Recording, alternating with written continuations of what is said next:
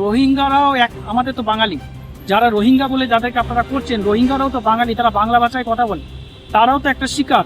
অর্থাৎ বাঙালি বাংলা এসেছে, তারা আশ্রয় যদি কোথাও নিয়ে থাকে, সেটার জন্য কোনো জায়গায় রোহিঙ্গাদের জন্য থাকার ব্যবস্থা যদি সরকার কোথাও রিফিউজি ক্যাম্প যদি করে থাকে, সেটা অফিসিয়ালি ভাবে করেছে, না করলে করেনি।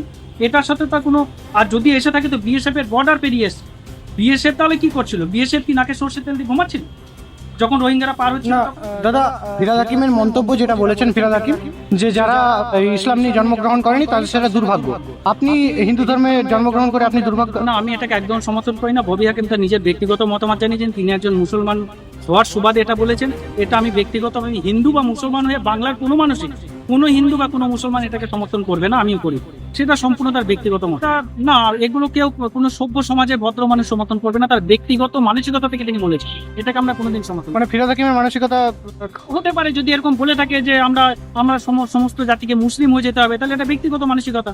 তা আমরা সেই ব্যক্তিগত মানসিকতাটাকে তো আর তো সামাজিকভাবে আর প্রশাসনিকভাবে আমরা তার উপরে চাপিয়ে দিতে পারি না। তিনি বলেছেন, সরকার থেকে তো বলতে বলা হয়নি, দল থেকেও বলতে বলা হয়নি। তৃণমূল সমর্থন করছে না?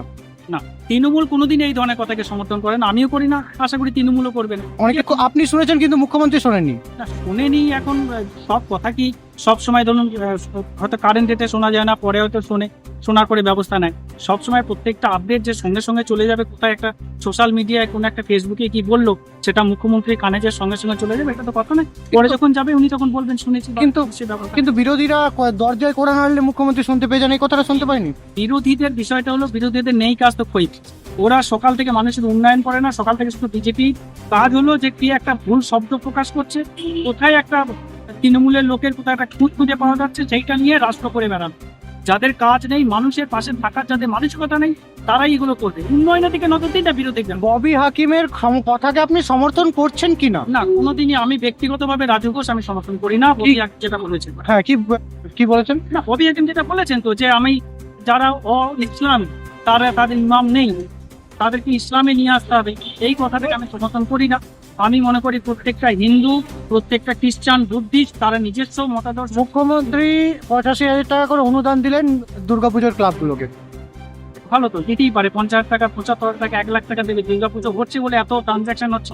রাজ্যে শিক্ষা, স্বাস্থ্য, চাকরি এগুলো কবে হবে? কর্মস্থান কবে হবে? চাকরি হচ্ছে, আপনি ইয়ে করে দেখুন, আরটিআই করে দেখুন, যে এই পশ্চিমবঙ্গ একমাত্র সারা ভারতের মধ্যে চাকরিতে গিয়ে, কর্মসংস্থানে গিয়ে, মাথাপিছু আয়তে গিয়ে। কি বলছেন? বেকারের সংখ্যা বাড়ছে। না, এগুলো টিভিতে দেখাচ্ছে। প্রায় 1000 দিনেরও বেশি চাকরি প্রার্থীরা বসে ধর্ণা দিচ্ছে। হ্যাঁ, কতজন বসে আছে এখানে? 200, 300, 400, 500। এই রাজ্যে কত লোক চাকরি করছে? কয়েক লক্ষ। অর্থাৎ এই যে 400 লোক বা 500 লোক বসে আছে, এটা দিয়ে প্রমাণিত হচ্ছে না যে 400-500 লোকের মধ্যে কেউ আর চাকরি পাচ্ছে না? প্রচুর চাকরি। এসএসসি মামলায় সুপ্রিম কোর্টে কি রাজ্য সরকার মুখ্যমন্ত্রী মন্ত্রিসভাকে বাঁচাতে গেছিল? না, এটা কখনোই কথা নাই। এসএসসি নিয়ে যে কথাটা হয়েছে, এসএসসিতে 147 জন মতো টেকনিক্যাল ফল্ট হয়েছিল, যেটা এসএসসি লিখিতভাবে জানিয়েছে। বাকি যে 4000, 5000, 2000 গল্প বলা হচ্ছে, এটা ফেক, এটা মিডিয়া মুখরোচক খবর। সেই 167 জনের চাকরি কবে হবে না আপনি বলুন? প্রচুর চাকরি হচ্ছে। আর কত চাকরি হবে? চাকরি হচ্ছে তো, কন্টিনিউ হচ্ছে। এইটা এখনই শিল্পের ধোয়া দেখছেন আপনি? হ্যাঁ, শিল্পের ধোয়া দেখছেন? না, শিল্প ইঞ্জিনিয়া কারখানা কেন? এই রাজ্যে সব থেকে তো বেশি চাকরি হচ্ছে, এই রাজ্যে সব থেকে বেশি এমএসএমই রেজিস্ট্রেশন হচ্ছে। এমএসএমই কাদের জন্য? আপনি যদি সত্যিই দেখেন বাংলায়, আপনার এই ক্যামেরাটাকে অন করে সত্যিই তাই, যদি আপনি এই দিল্লি রোড দিয়ে যান, দেখবেন চারি সাইডে আগে সব ফাঁকা ফাঁকা ছিল, আজকে দেখবেন চারিদিকে শুধু ফ্যাক্টরি আর ধোঁয়ায় ধোঁয়া। বলবেন না? ধোঁয়ার কথা না, সব কারখানা। অর্থাৎ প্রচুর ফ্যাক্টরি তৈরি হচ্ছে, ছোট বড় মাঝারি, সেগুলোও শিল্প, যেখানে 100 লোক কাজ করে। তাহলে আপনি মানলেন ভোট পরবর্তী হিংসা হয়নি, চাকরি হয়েছে, কর্মস্থান হয়েছে। হচ্ছে বলে তো ভোট পাচ্ছে। আপনি বলুন, নিজের মুখে বলুন। না না, না, মুখ্যমন্ত্রী নিজে স্বীকার করলেন আর চুরি করবেন না তো, আর দুর্নীতি করবেন না তো, তার দুর্নীতি করেছে।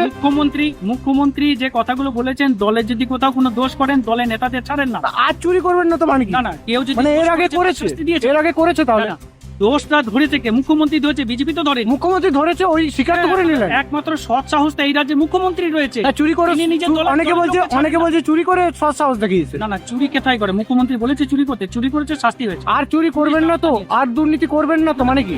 কেউ যদি দেখুন, এত বড় রাজ্য, 15 কোটি মানুষ, তার মধ্যে যদি 1জন 2জন কোথাও করাপশন করে, এই দলের নাম ভাঙি। পার্থ চট্টোপাধ্যায় মুখ্যমন্ত্রী বা দল নেই। পার্থ চট্টোপাধ্যায়, অনুব্রত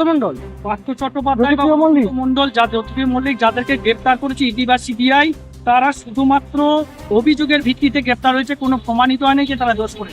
আগে প্রমাণ হোক, তার বলতেই পারে, তাদের একটা হচ্ছে মানে কি বলবো, ওই সাবকনসিয়াস মাইন্ডের এটা একটা স্বপ্ন রয়েছে যে মুখ্যমন্ত্রী জেলে যাবে, ওই আপনার অভিষেক বন্দ্যোপাধ্যায় জেলে যাবে, তারা রাজ করবে। কোনোদিন হবে না, মানে 7 মণ তেলও পুড়বে না, রাধাও নাচবে।